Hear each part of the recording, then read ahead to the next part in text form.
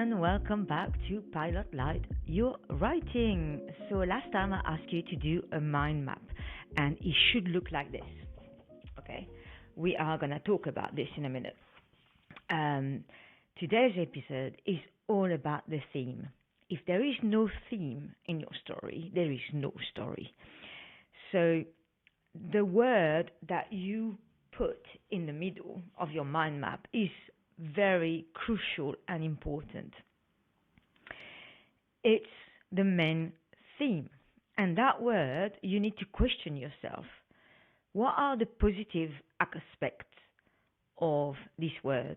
And what are the negative aspects of this word? And you have to write them down and to complete your mind map like this. You really need to go deep on that one because the theme is the secret message of your story. What you really want to say. What is this story really about? It's your opinion, your understanding of this topic. Without a meaning, a story is kind of flat. It doesn't resonate with people. And this is why it's so important to really understand what is this story really saying? What do I want to say? What is my message? What is my understanding? Be careful not to be judgmental. You're not here to give a lesson to your audience or your readers. You are here to give them a light, give them an understanding of a topic they've been thinking about.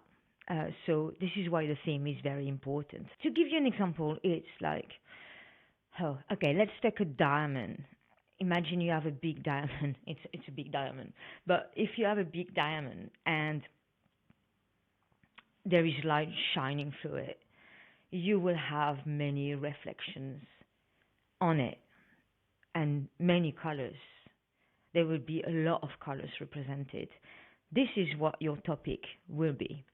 The diamond is the topic, and all the reflections are your opinions and understanding about it.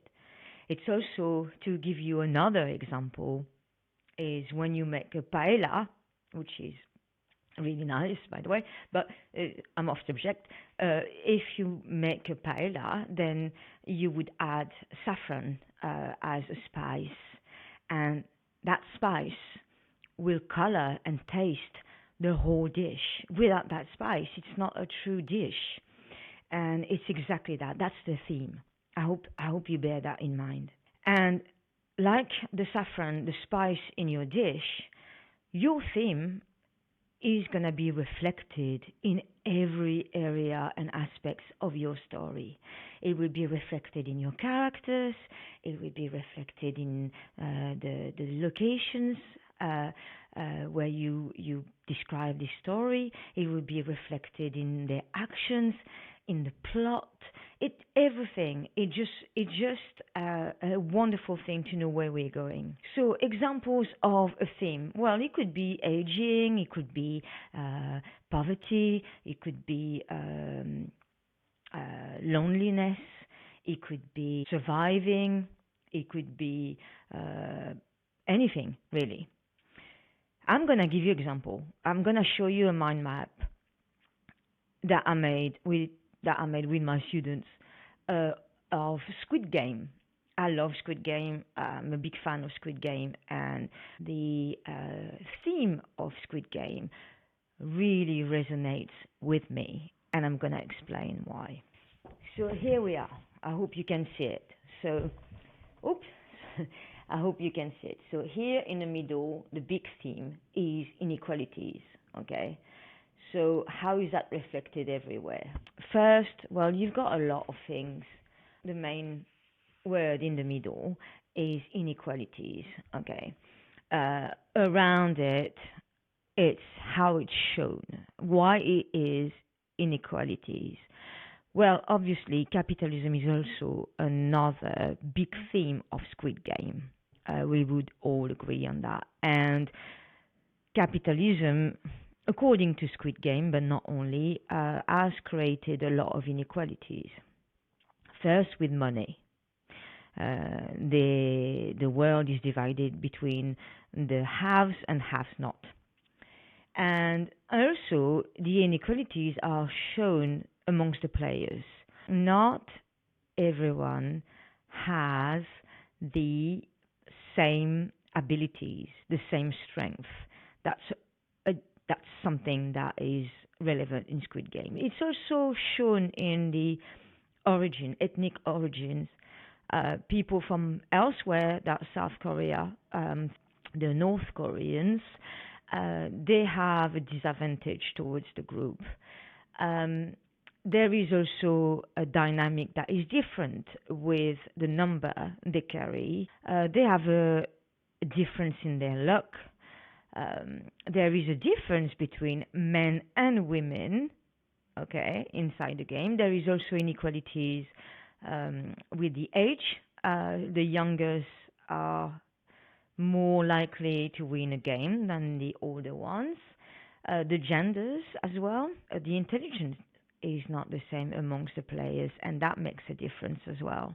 You've got also inequality in the level of desperation that is shown amongst the players.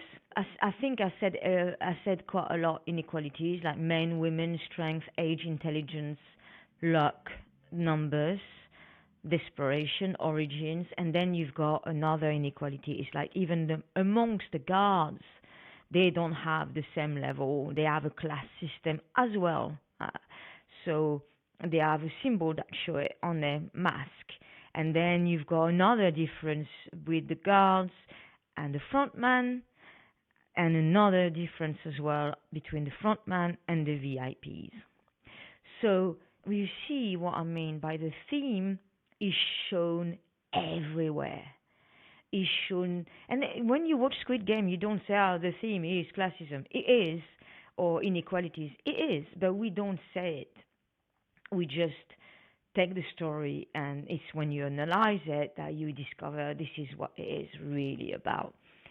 And on top of that, the screenwriter, the creators of that TV series, made a point to put this theme into a situation of a game, and that is not innocent because it goes with their philosophy as well. The theme is linked to a philosophy, and the philosophy is life is a game. We accumulate points throughout our lives, and we are already player one once we are born, and we are going through each level slowly. And if you miss a level, you have to do it again, okay? And we make points, which is money in Squid Game, but we make points by earning money. Money seems to be in our lifetime the best way to make points. So they are saying life is a game. It's just a metaphor, which is absolutely beautiful.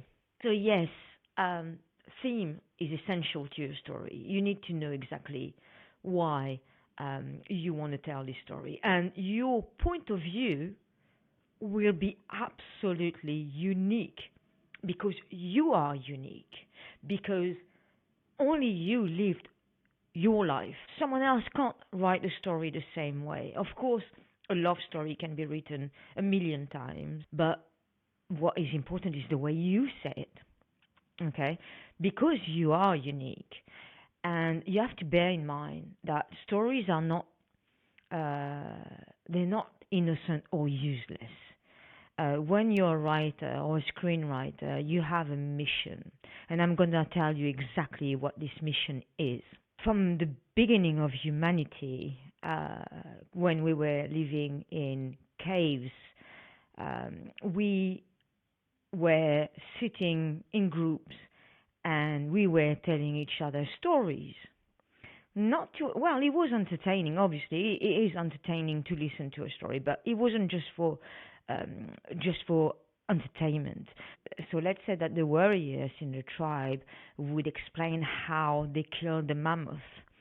Well, they will tell the little ones, the old ones, everyone how they killed the mammoth. They would even paint it on the wall.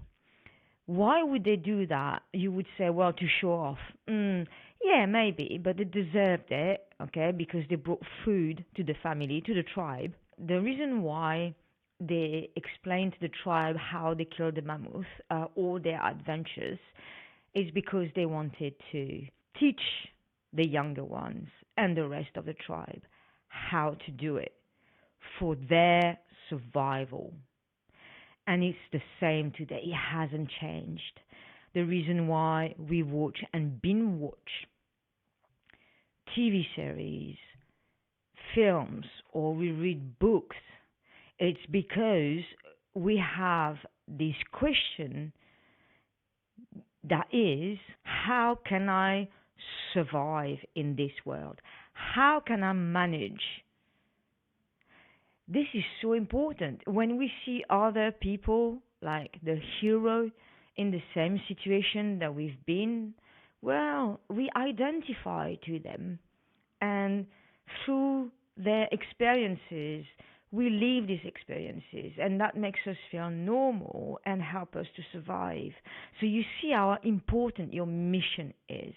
Storytelling is telling us how to solve our problems, how to get by in life, how to make our life better. So now that you worked out on your mind map and you know exactly what your story is about, I want you to pause a minute and say, okay, now that I know exactly what I want to do, how I'm going to show it in every single aspect of my story, how I'm going to show my theme inside my characters, how I'm going to show my theme inside my plots, how I'm going to show my theme inside the genre that I'm going to choose. Once you've done that, which is quite an easy exercise, really. Well, it will come. It will come slowly. It's not difficult. But the thing is, it doesn't come all at once. And I don't want you to panic if you don't have all the keys or the elements that you need.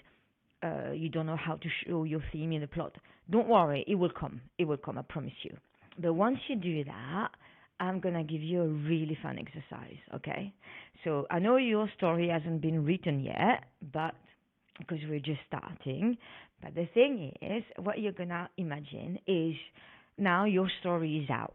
It's either a film, a TV series, a book, whatever, yeah? So it's out, yeah? And then you receive an email from a fan that you don't know about, and that fan writes why he loved your work, why he adored your story. He's going to tell you exactly specific points about it. Basically, you're going to put yourself in the skin of your fan and you're going to write a letter to yourself. It sounds silly, it is not. I've tested it with all my students and it's highly helpful. It's a fan telling you how much he loves the story. That can only be good. But he's going to tell you why. What are the specific elements in your story that made him really go bonkers? Write the letter, put it down, and read it the following day. And then you will see in that letter the ingredients that you need to put in your story. And this is highly important. Until you do that, I'll see you next time. And thank you for watching. Bye.